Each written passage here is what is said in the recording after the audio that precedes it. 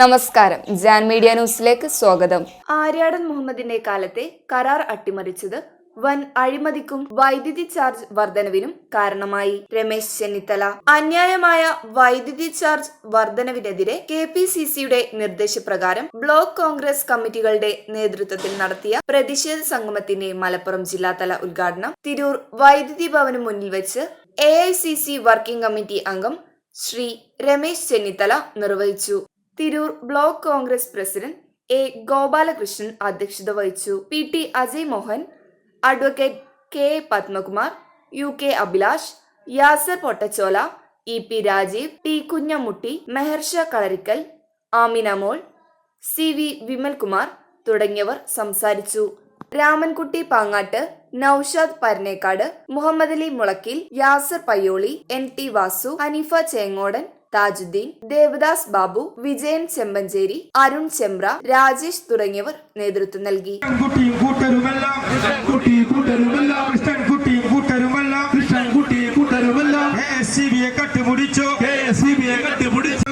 തകർത്തു കളഞ്ഞു. പ്രതികരിക്കുക നാട്ടാരെ. KSCBയെ കട്ടുമുടിച്ച് കൊള്ളയടിച്ച് തകർത്തു കളഞ്ഞു. അതിന്റെ ബാധ്യത തീർക്കാനായി കറണ്ട് ചാർജ് കൂട്ടുന്നു.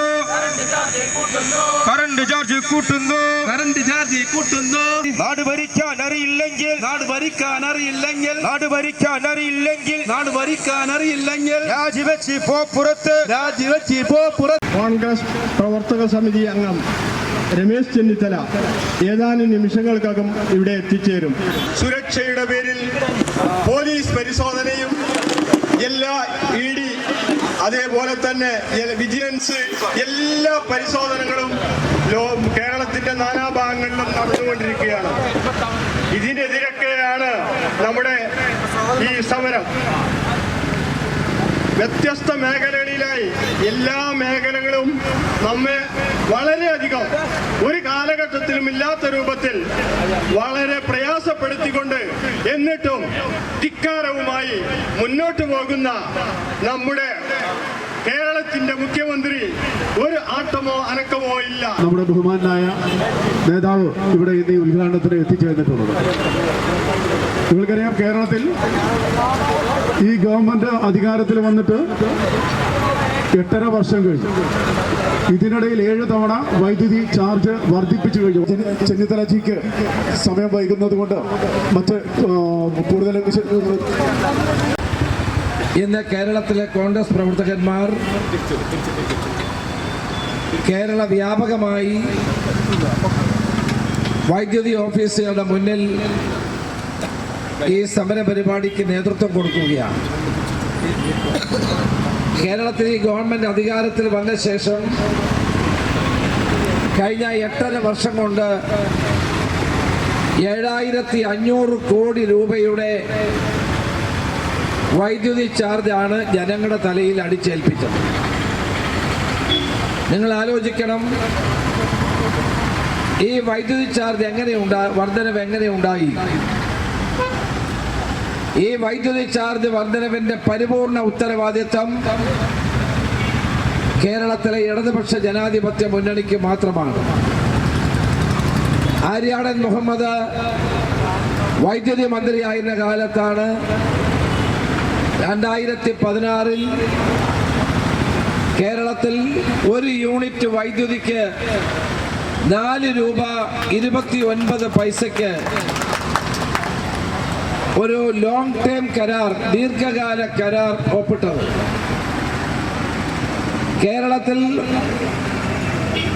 ജലവൈദ്യുതി പദ്ധതികൾ വെള്ളമില്ലാത്തത് കൊണ്ട് നടത്താൻ കഴിയാത്ത അവസ്ഥയിൽ കേരളത്തിന് വേണ്ടി വൈദ്യുതി വാങ്ങാൻ വേണ്ടിയാണ് ആര്യാടൻ മുഹമ്മദ് വൈദ്യുതി മന്ത്രി എന്ന നിലയിൽ ഈ ദീർഘകാല കരാർ ഒപ്പിട്ടത്. വീണ്ടും ഒരു നാടകം കളിച്ചവര് റദ്ദ് ചെയ്തത് വീണ്ടും ഇലക്ട്രിസിറ്റി ആക്ടിന്റെ സെക്ഷൻ 108 അനുസരിച്ച് അങ്ങനെ ഞങ്ങൾ റദ്ദ് ചെയ്ത് പുനഃസ്ഥാപിക്കണമെന്ന് ആവശ്യപ്പെട്ടപ്പോൾ വൈദ്യുതി റെഗുലേറ്ററി അതോറിറ്റി പുനഃസ്ഥാപിച്ചു. വ്യവസായ വകുപ്പാണ് ആവശ്യപ്പെടുന്നത് നീട്ടിക്കൊടുക്കാൻ. വൈദ്യുതി വകുപ്പ് അതിനെ എതിർക്കുന്നു. വൈദ്യുതി മന്ത്രിക്ക് തന്റെ ഇടമുണ്ടോ ആ നിലപാടിൽ ഉറച്ചു നിൽക്കാൻ ഞാൻ ചോദിക്കാൻ ആഗ്രഹിക്കുകയാണ്. 30 വർഷത്തിന് ശേഷം കേരളത്തിലെ ജനങ്ങൾക്ക് വേണ്ടി ഇലക്ട്രിസിറ്റി ബോർഡിലേക്ക് BOT അടിസ്ഥാനത്തിൽ കരാർ അടിസ്ഥാനത്തിൽ തിരിച്ചു നൽകേണ്ട പദ്ധതി വീണ്ടും 25 വർഷം കൂടി നീട്ടിക്കൊടുക്കുന്നത് തമിഴ്നാട്ടിൽ കേന്ദ്രമായി പ്രവർത്തിക്കുന്ന ഒരു വൻകിടക്കാരനെ സഹായിക്കാനുള്ള മറ്റൊരു അഴിമതിയാണ്. 30 വർഷം കൊടുത്തിട്ട് ഇനി 25 വർഷം കൂടി കൊടുക്കണമെന്ന് പറയുന്നത് ന്യായമാണോ? അത് തിരിച്ച് വൈദ്യുതി ബോർഡിലേക്ക് കൊടുത്താൽ കേരളത്തിലെ ജനങ്ങൾക്ക് അല്പം ആശ്വാസമുണ്ടാകും. കേന്ദ്രത്തിൽ നിന്നും കേരളത്തിൽ നിന്നും പാവപ്പെട്ടവന്റെ കണ്ണീരപ്പാൻ ഒന്നും ചെയ്യാത്ത 2 ഗവൺമെന്റുകൾ എങ്ങനെ ജീവിക്കും? വല്ലാത്ത അപകടാവസ്ഥയിലാണ് നമ്മുടെ നാട് പോയിക്കൊണ്ടിരിക്കുന്നത്. നമ്മുടെ നാട് ദിനം പ്രതി കടക്കണിയിലേക്ക് പോയിക്കൊണ്ടിരിക്കുന്നു. കേരളവും കേന്ദ്രവും ഒക്കെ കടം വാങ്ങി ഈ നാട് നേപ്പാളും അതേപോലെ തന്നെ ശ്രീലങ്കയൊക്കെ പോലെ നമ്മളും പുറകോട്ട് പോയിക്കൊണ്ടിരിക്കുന്നു.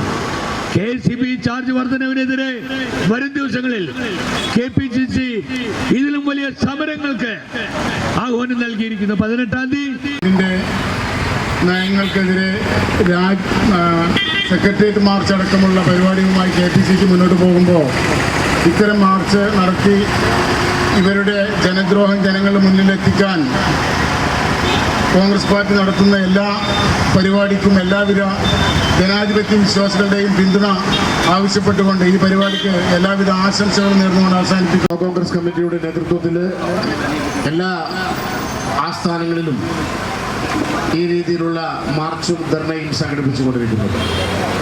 പ്രിയമുള്ളവരെ, കറണ്ട് ചാർജ് മാത്രമല്ല, നാട്ടിലെ ഒട്ടുമിക്ക എല്ലാ സംഗതികൾക്കും ഭീമമായ വർധന വരുത്തി ജനങ്ങളെ മുച്ചൂടും കൊള്ളയടിക്കുന്ന പിണറായി സർക്കാർ ഈ രാജ്യത്ത് ജനങ്ങളെ ഒന്നടങ്കം വെല്ലുവിളിച്ചാണ് മുന്നോട്ട് പോയിക്കൊണ്ടിരിക്കുന്നത്. മുതലാളി കുത്തകന്മാരുടെ അടിച്ചമർത്തലുകൾ ഏറ്റുകൊണ്ടിരിക്കുന്ന കേരളത്തിന്റെ ജനത ജീവിതത്തിന് തന്നെ വഴിമുട്ടി നിൽക്കുകയാണ്. ഈ ഒരു അവസരത്തിൽ എല്ലാ മേഖലയും തകർത്തുകൊണ്ട് LDF സർക്കാർ വിലവർദ്ധനവും ചാർജ് വർദ്ധനവും ഒക്കെയായി ഈ ഗവൺമെന്റ് മുന്നോട്ട് പോയാൽ അതിശക്തമായ ജനകീയ പ്രക്ഷോഭവുമായി കോൺഗ്രസ് മുന്നോട്ട് വരുമെന്നുള്ള കാര്യത്തിൽ യാതൊരു തർക്കവുമില്ല.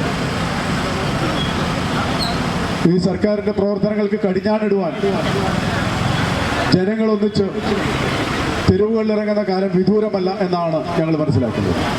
ഞങ്ങൾ ഏതായാലും ഈ പ്രക്ഷോഭം ഇന്ന് ഇവിടെ ഈ സമരം അവസാനിപ്പിക്കുകയാണ്. ഈ സമരത്തിന് നന്ദി രേഖപ്പെടുത്തുന്നതിന് ബ്ലോക്ക് കോൺഗ്രസ് കമ്മിറ്റിയുടെ ജനറൽ സെക്രട്ടറി ശ്രീ വിപുൽ കുമാറിനെ ക്ഷണിക്കുന്നു.